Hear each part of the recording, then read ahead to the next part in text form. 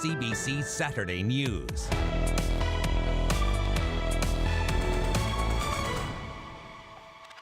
Thanks for joining us. We begin tonight in Manitoba, where that horrific crash between a semi-trailer and minibus continues to be deeply felt. Officials gave us an update today on the conditions of 25 people sent to hospital. We're also hearing for the first time from the company that owned the minibus.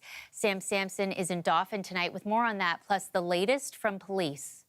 For the first time, we're hearing from the company that owned the bus involved in the crash. It is a locally Dauphin-based company, Quality Care Transit, that, according to the owner and the company's Facebook page, it just started up a couple of months ago. This was one of their first big group trips to a casino in southern Manitoba, and that bus was full. People who I spoke with here in Dauphin say that there was even a waiting list to get onto the trip. A lot of excitement because some of these seniors' trips to casinos in Manitoba and other prairie provinces were put on pause during COVID-19, so the reprieve was bringing a lot of joy and excitement.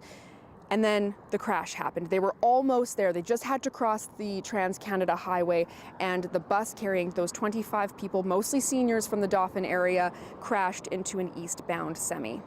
This is what the owner of the bus company had to say about what happened. I just want to let everybody know that my heart aches for them. It really does. I don't know how to word things. 15 people died. 10 people are still in hospital as of Saturday morning. Now, both of the drivers did survive. The semi-truck driver has been working with RCMP to determine what happened. The bus driver, however, is still in hospital, and so Mounties say that they haven't been able to speak with him yet. Here in Dauphin, it is a very slow process to find out just who was involved. RCMP say that they have yet to contact and determine the 15 identities and the families of those who died. And so the full scope and magnitude of the loss has not quite yet been felt, and I think that's explained by this resident here. I don't know if any of my relatives were involved, but some friends were. There are mental health resources set up here in Dauphin, as well as surrounding communities such as Neepawa and Carberry, to help people come to terms with what happened. And even if they didn't have a relationship, maybe a family member or a friend with someone who died, this is a community of just over 8,000 people, and so everybody knows everybody in these regions. Experts say that those mental health resources are going to be incredibly important now, 48 hours plus after the crash happened, and in the coming days and weeks as the identities of those who were on the bus come out. Sam Sampson, CBC News, Dauphin, Manitoba. Closer to home now, we are in the home stretch in the race to become Toronto's next mayor. With just a week to go before we head to the polls, candidates are out in full force this weekend. Greg Ross spent the day on the campaign trail. Good morning, everyone. Good morning. Anna Bilow made an early morning stop on the Toronto Islands today, there to promote her plans to restore Hanlon Point, an important space for Toronto's LGBTQ community. As we've seen, a rise in homophobic, transphobic, and biphobic policies and acts of hate across North America, it's so important that we loudly push back and take action against this hate. Do you think that we need a champion out in Scarborough? Frontrunner Olivia Chow was in Scarborough this morning to meet with volunteers and to discuss her plans to build affordable housing, among other things. We need City Hall to come back to build rent control, rental buildings, right? 25,000 units of housing is what we need. In the past few months, some hateful messaging has been written on walls, on synagogues, on churches, and in mosques. Mark Saunders was supposed to talk about his plans to combat graffiti in the city, but instead the former chief of police used his time to go on the attack against Olivia Chow. And let me tell you one other reason why she'll be a disaster in that seat. Because she does not like the police. Time after time, Olivia Chow has done everything she could to defund the police. Many candidates made stops at this Indigenous Arts Festival in Fort York today, expressing concerns about Indigenous homelessness. Affordable housing is a crisis, and it affects Indigenous communities. You really see that in the homelessness challenge that we have on our streets. There are many city shelters that need more capacity and to become more safe and positive environments with the wraparound services and supports that people need. Things kick into high gear next week, the final week of the campaign. The election is on June 26th. Greg Ross, CBC News, Toronto. Residents of a Toronto apartment complex say they're frustrated after going without running water for more than 48 hours. The City of Toronto confirms it got a call on Thursday for a break on the private water service line at 5 Massey Square in Crescent Town. In an email to CBC, a city spokesperson says crews attended the site to shut off the water to allow a private contractor to make repairs. Well, as of this afternoon, water was flowing again for some, though the city did not say how many people are still impacted. Toronto water crews brought skids of bottled water to the site yesterday, and today a city water truck also arrived in the neighborhood. A pedestrian was rushed to hospital after being hit by a vehicle this morning. It happened at Keele and Rogers just before 6 a.m. The victim is a woman in her 30s. Police say her injuries are now non-life-threatening. The driver remained on scene. Roads have since reopened.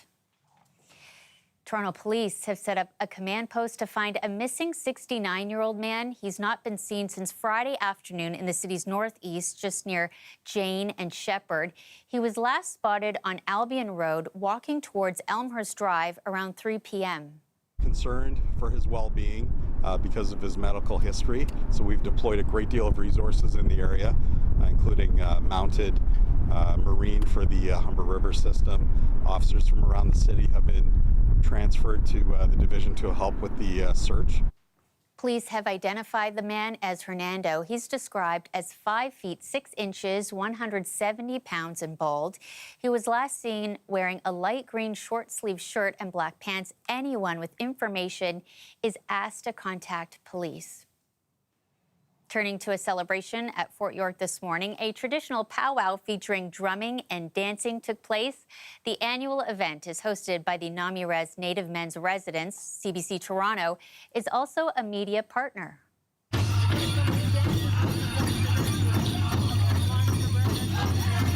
I want to welcome you to the 2023 Native Men's Residence Powwow here at Fort York Historical Site.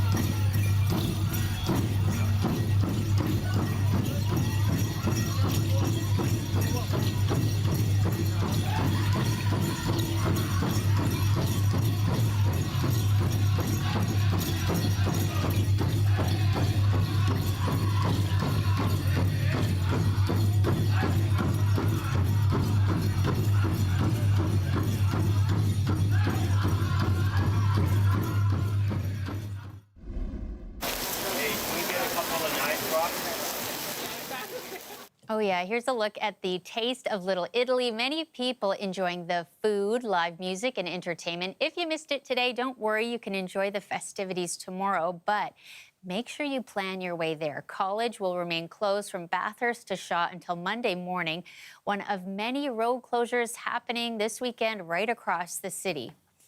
Well, here's a question. Should cars be banned from Kensington Market? It's been a long-standing debate. Recently, the city put out a new redesign plan in motion, one that doesn't include pedestrian-only areas. Online reaction has been swift and mostly negative. As Tyler Cheese tells us, the redesign does have some traction. Kensington Market is one of Toronto's most vibrant neighborhoods. It's also a place where pedestrians regularly mingle with vehicle traffic, and many would like to see it become more pedestrian-friendly. When like 80% of the people here are pedestrians and only 20% of the space is allocated to them, I don't think that makes sense. We just came out of a cafe and we're dodging cars and everything like that. Just months ago, the city was looking at making certain areas of the market pedestrian only, but a recent report suggests it's walking back that idea after several rounds of public consultations. I think that it might want to be reconsidered just because it clearly would make sense as it's mostly pedestrians, not vehicles in here. As you can see, Kensington is a pretty busy place.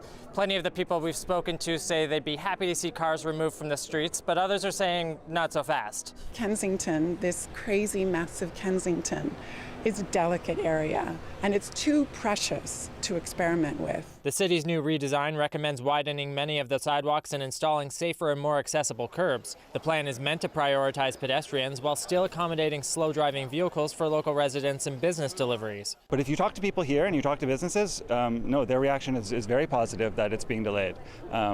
They're concerned that they'll lose business. They're concerned that it will become just another tourist trap. What you risk is losing the actual businesses that make the character of the place. Small businesses are what inform the culture of the street they're on and the city they're in. And if you were to make an empty gesture like pedestrianizing Kensington Market, you'd be damaging a cultural gem to our city. The new plan does propose a pedestrianization pilot project for the future, but the locals also want to say in that. Let's talk about it, but let's make sure that we're talking about it on the ground with the appropriate community members. The city's report says that potential pilot wouldn't happen until the new construction recommendations are finished. Tyler Cheese, CBC News, Toronto.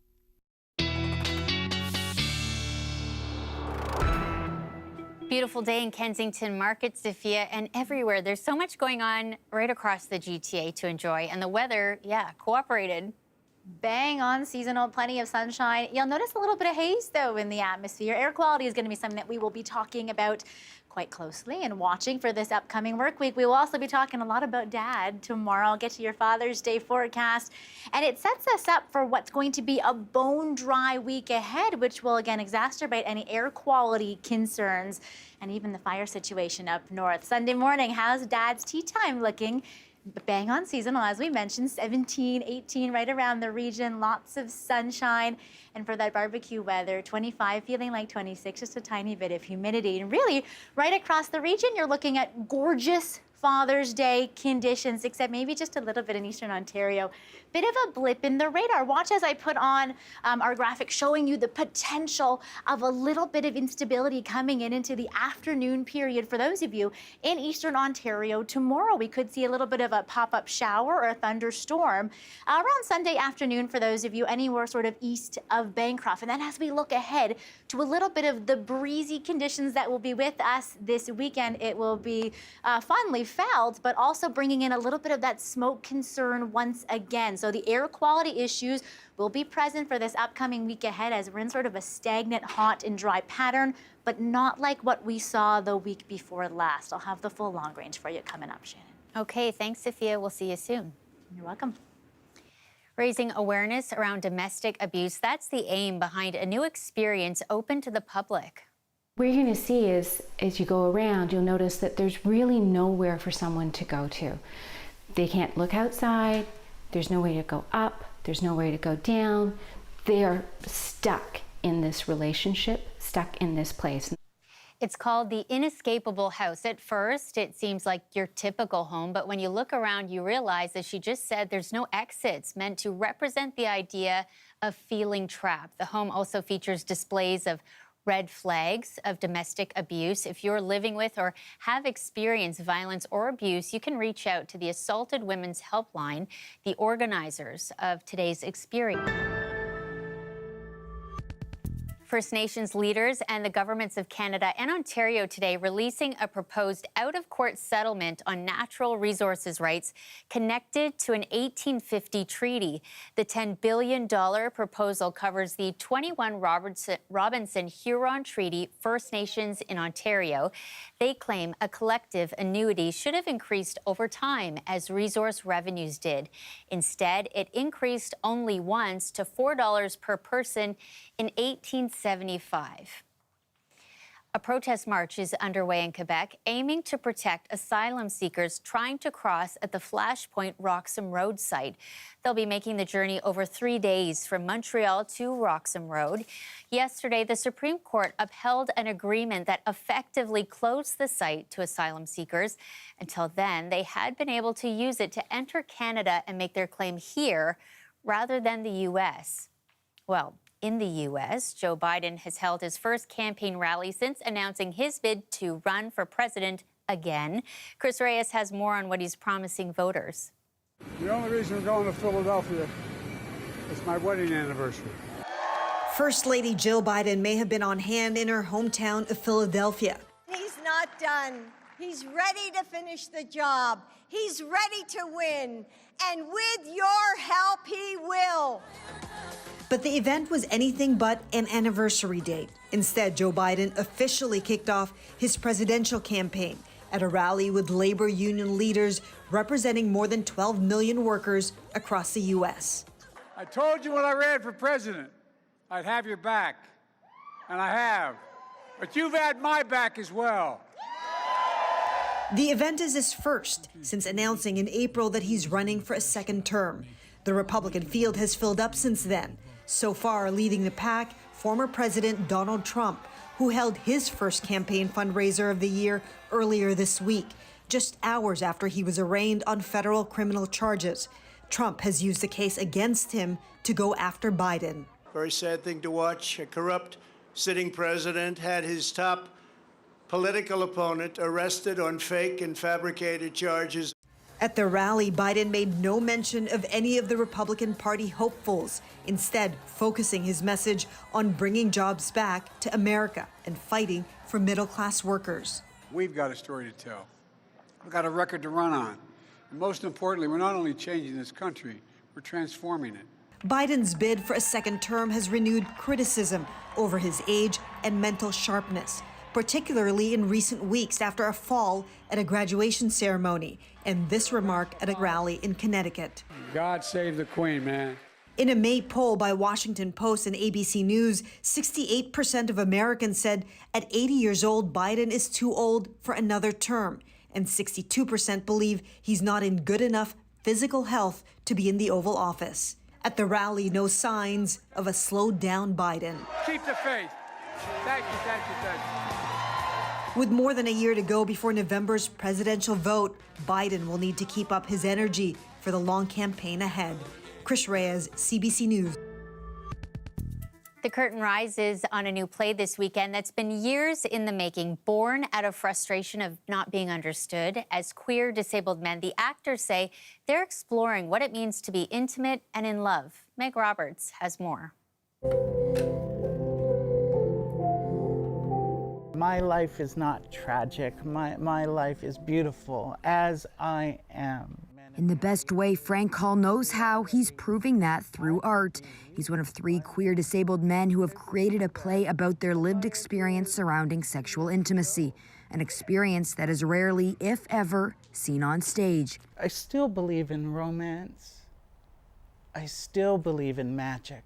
It's an immersive experience that really allows for you to be dropped into the world of disability and sexuality and queerness for 90 minutes. I'm working with 2 other amazing disabled performers, and I think one of the things I like about doing this as a performer is being in a power chair. We never see that on stage. Never, never. Performers say the concept for the play began about 8 years ago, created from frustration they've experienced around inaccessibility, ableism, and the public's perception of disabled intimacy, even among their own queer community here in Toronto. Being part of the gay community is hard. An experience they've all faced, not being able to get into a number of bars in the village as the venues are not wheelchair accessible. I'm still facing the prejudice, the ableism, the exclusion from this community that's claiming to love is love. Okay, but where's your ramp? Where's the access? And what I love about the play is that we bring these issues front and center here, and we gently nudge an audience to think about these things. The show starts this weekend and runs until the 24th at Daniel Spectrum in Regent Park. What these performers are asking from the audience is to come with an open mind. This play for me is empowering because we get to tell our stories in a beautiful, funny way. My life is not a sad, sobbing story. Yes, it's hard and it's challenging, but I don't let that stop me, and being part of this play, hopefully it'll open people with eyes. Meg Roberts, CBC News, Toronto. If you're looking for something fun to do tomorrow, the Exotic Car Show is taking over Yorkville. Think flashy and fancy vehicles, plus food and fashion. Now, the annual event also means there's some road closures to tell you about, starting at 5:30 Sunday morning, stretching all the way to Sunday evening at 8:30 p.m. Bloor Street, that's the big one. It'll be shut down between Avenue and Bay. That's so people can get up close to all those dream cars. The event runs noon to 5, and it's free.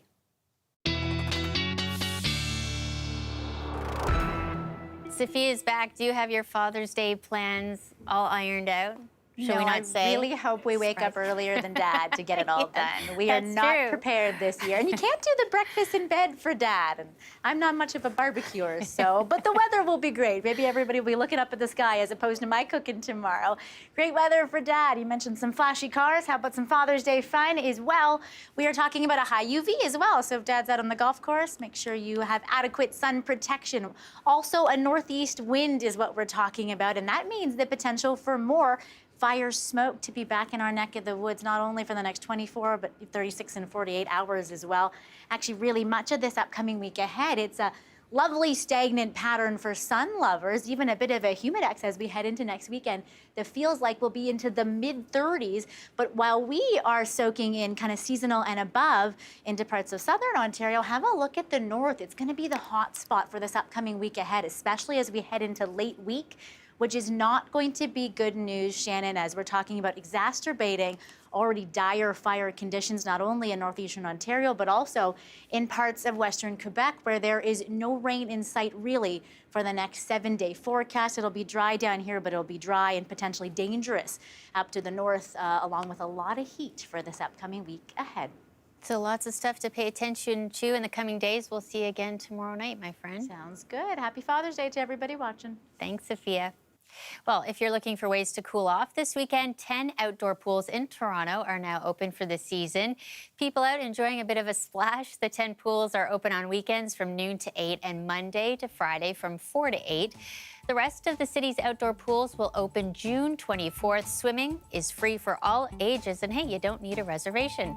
That's our show for you tonight. We'll see you.